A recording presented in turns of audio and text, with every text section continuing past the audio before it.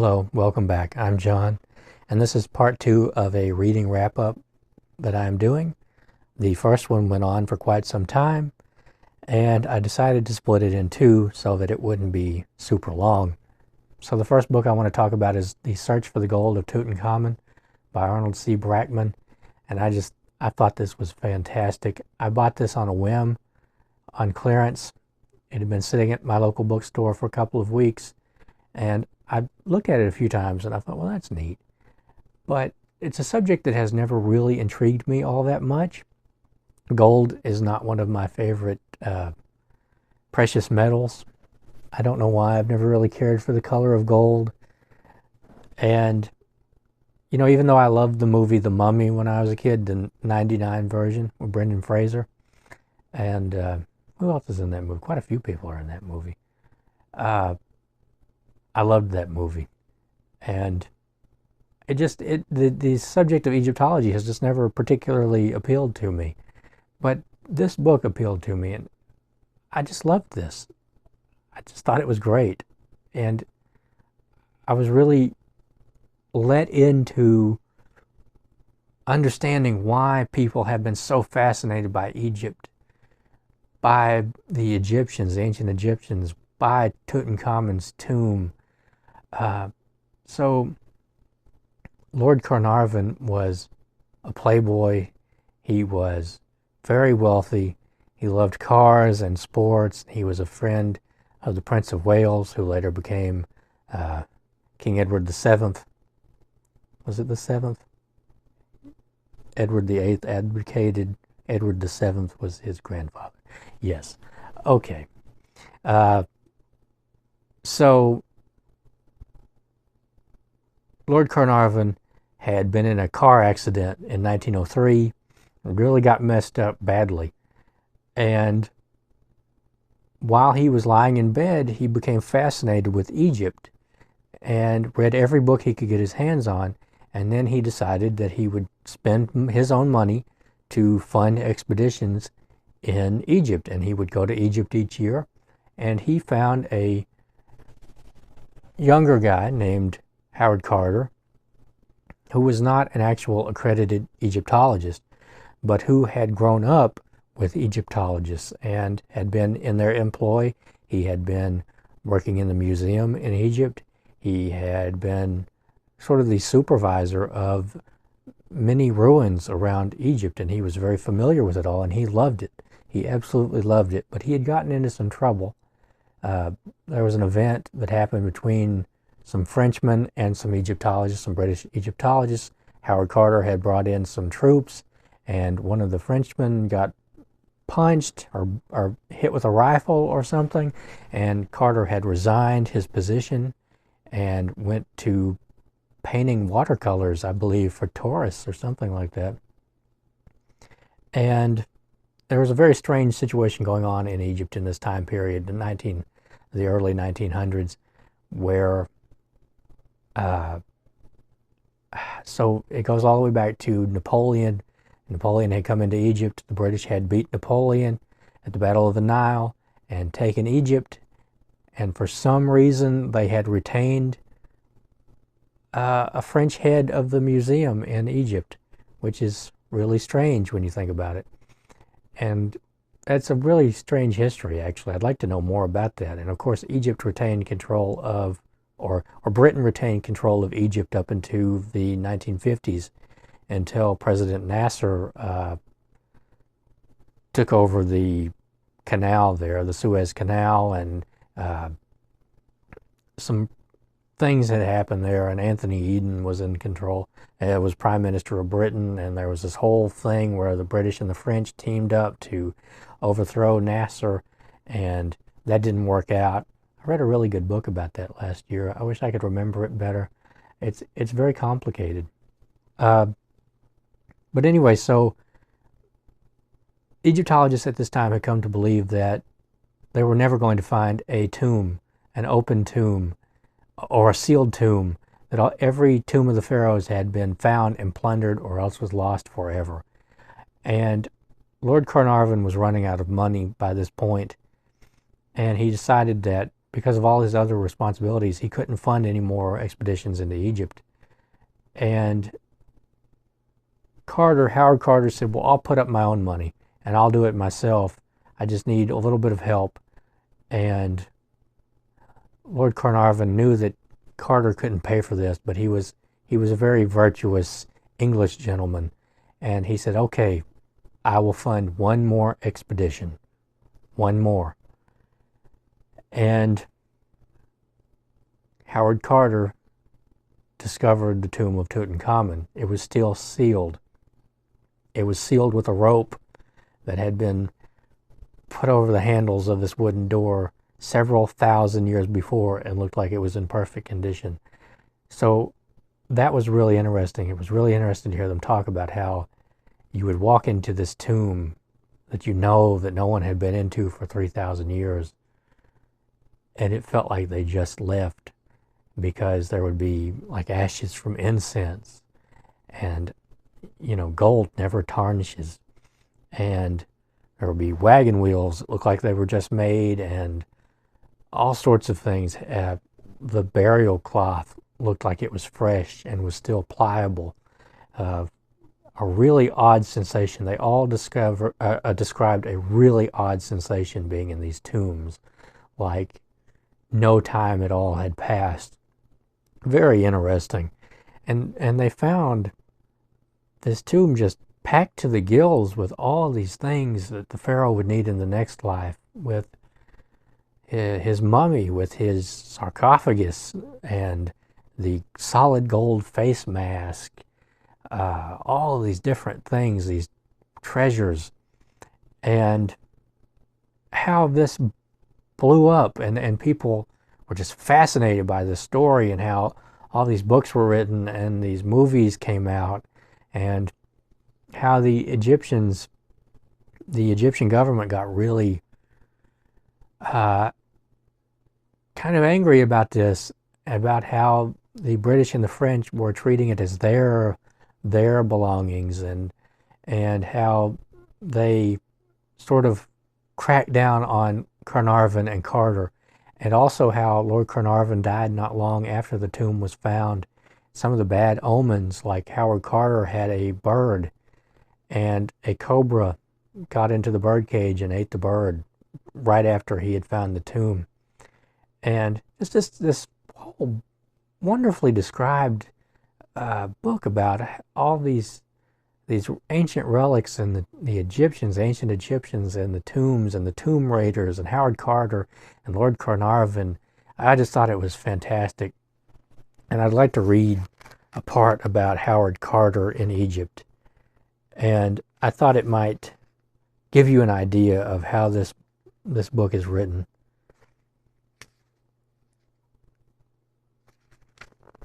So this is about a young Howard Carter in Egypt. For an eager young man like Carter, Egyptology was more than hard work. It was also high adventure.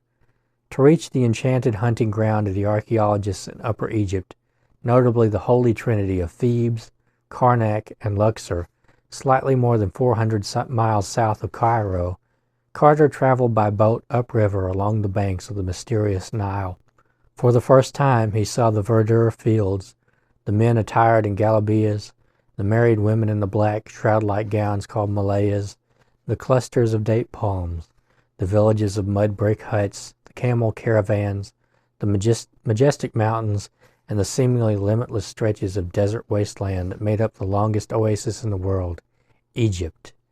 At Deir el-Bahari, Hatshepsut's mortuary temple, he camped out in a 7-foot square tent, traveled from excavation site to excavation site by donkey, subsisted for days largely on rice, lentils, cooked tomatoes, and cornbread. Very good, he wrote home of the bread.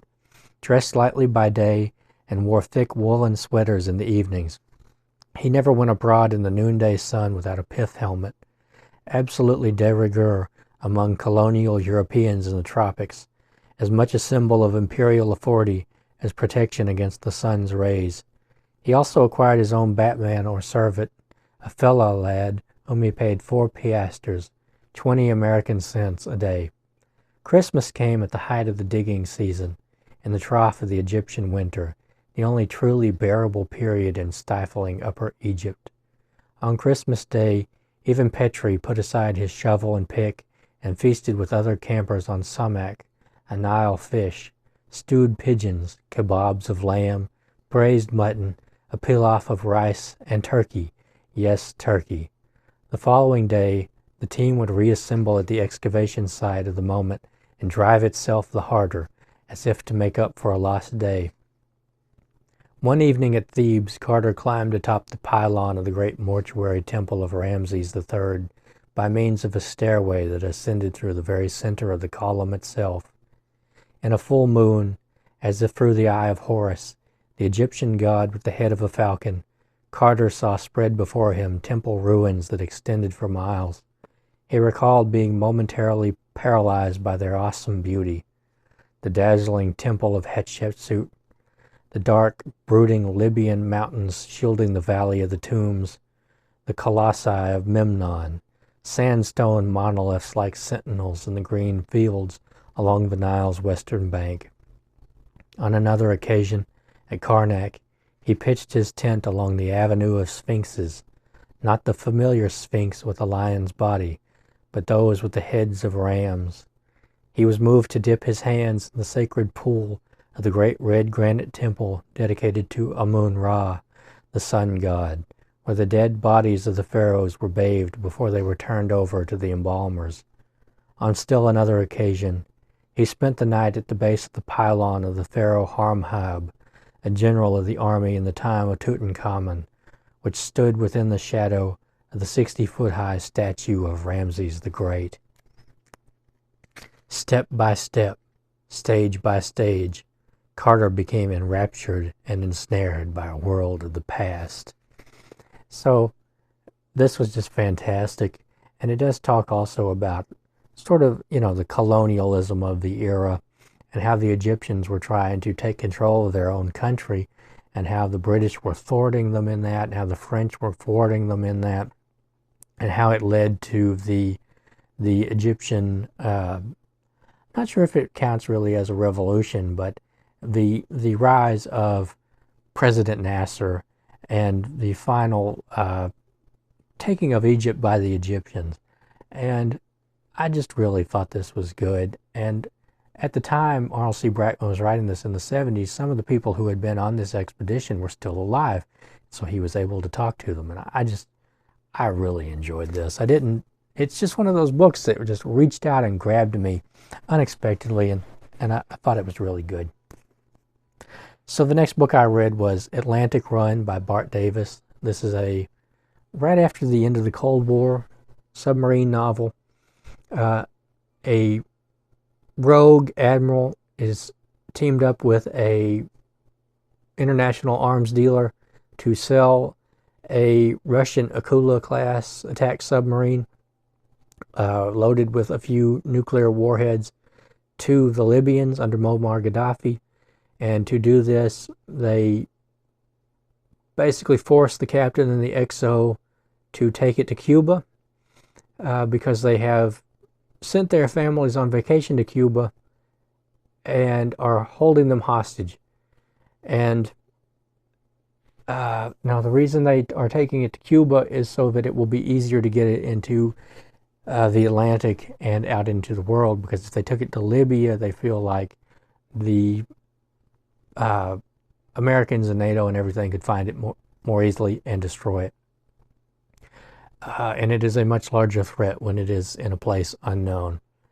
That's the reasoning given in the book. I kind of felt like that was manufactured for the book. It's for the plot rather than for reality.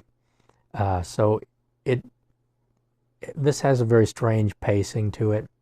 And because of that strange pacing, the tension waxes and wanes in a really poor way, I felt. So the other part of the plot is that there is a very experienced captain in the American Navy who wants more than anything to be a sub-captain still, but the government and the admirals feel that he is to the point where he needs to pass it on to the next generation. And so they have turned him into a sub-captain trainer. So they will bring XOs from other subs and train them to be captains, and only a few of them will qualify. And he is to oversee them and see which ones have what it takes. There are 4 of them. One is an Irishman who has movie star good looks and has never been rejected by a woman in his life. One is a family man. One is the son of a sub-captain who was unfortunately lost at sea with all hands. And the 4th is a woman named Jessica who went to Annapolis, wanted to be a sub-captain her whole life, and they wouldn't let her on submarines, but they did let her be a DSRV pilot, which is a deep-sea rescue vehicle. And so the captain, along with these 4 trainees or candidates for subs of their own, they get on the USS Jacksonville and go to sea, and the captain will switch their spots every few hours, sometimes just at random.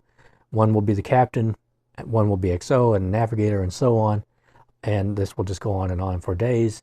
And they're there to do exercises, but they get told about this rogue sub in the middle of their exercises, and the captain says, "Will you please let me take these 4 out and test them in a real combat situation, a real world situation?"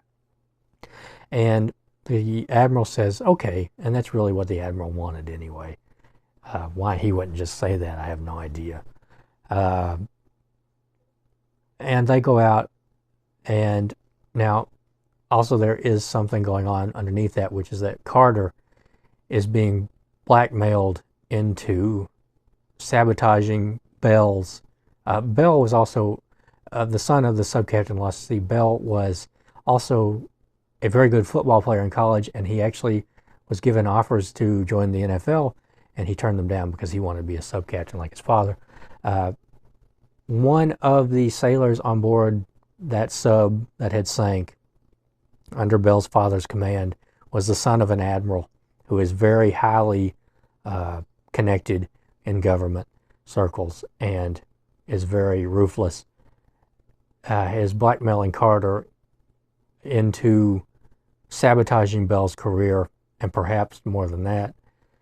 He has threatened to hire men to claim that they are Carter's lover, and this was written in the early 90s when that would have been career ending for a military man to have been outed as being gay. Carter was not gay, by the way. It was just a threat that was made, and it would have ruined his career, and so Carter feels that he has to go along with this. And Jessica, who has wanted to be a sub-captain her whole life, meets the captain's wife, and the captain's wife is named Justine, and she is a CIA operations leader, and she is a Nicaraguan, and she grew up learning how to kill her whole life because her father was a political dissident in Nicaragua during the time of the was it a revolution, or I'm not exactly sure what was going on in Nicaragua, but I remember that there was like the Sandinistas and the I don't remember that exactly. I read a book about that it's been several months ago, and I can't keep all that straight in my head. But she is very well acquainted with killing, and she is a commando. And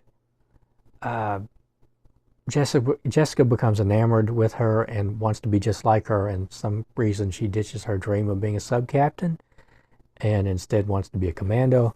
And there were some really clumsily handled things in this book. There was a lot that Bart Davis got right because he actually spent time aboard USS Jacksonville during exercises, and so he gets a lot of the sub right and a lot of the dialogue and that sort of thing right. But a lot of it is just really clumsily handled. And he sort of comes up with reasons that are convenient to the plot for the Jacksonville to return to port, even though there is a rogue Soviet submarine being sold to a terrorist state with nuclear weapons aboard. This is the most pressing thing that's happening on the whole planet, and there's absolutely no reason that the USS Jacksonville would return to port under any circumstances whatsoever. but it returns to port several times so they can go to the bar and drink and get in a fight with helicopter pilots. And so that Flynn, the Irishman with movie star good looks, can fall in love with Jessica and feel really bummed out about it and seek solace in the arms of other women he doesn't care about and that sort of thing. And that was really clumsily done, I feel. It was okay. It was okay. It was entertaining. Not particularly carried off very well, but it was entertaining. Yeah. And the last book I read, I just finished it today, is The Ghostway by Tony Hillerman. This is a Sergeant Chim Chi mystery. He's a sergeant in the Navajo Tribal Police, I believe in New Mexico. So Hillerman also had another policeman, another Navajo tribal policeman named Joe Leaphorn. I think he was a lieutenant. But the Navajo reservation is over a very large area, and it is very sparsely populated. And so Chi and Leaphorn had never met before.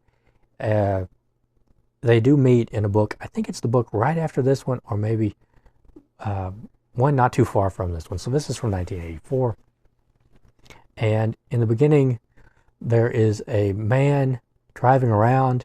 He drives out of a car wash and he asks an old man, he holds out a picture of a guy next to a camper and says, "Have you seen this man? I'm looking for him."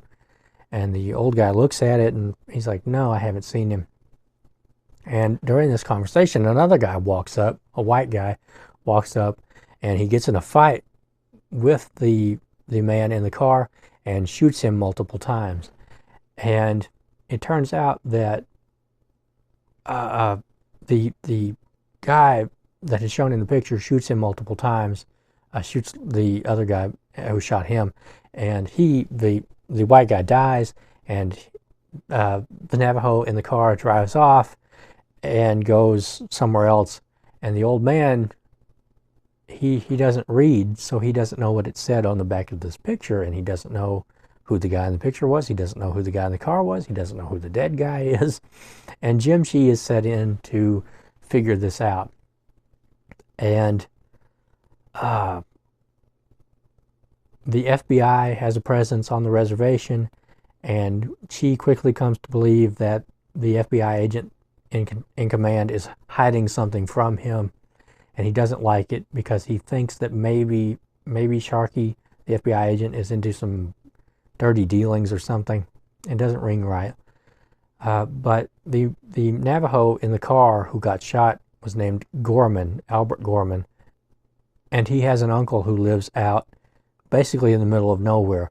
So Jim Chi, the FBI agent, and some deputies go up to see his uncle and to see if Albert Gorman is there.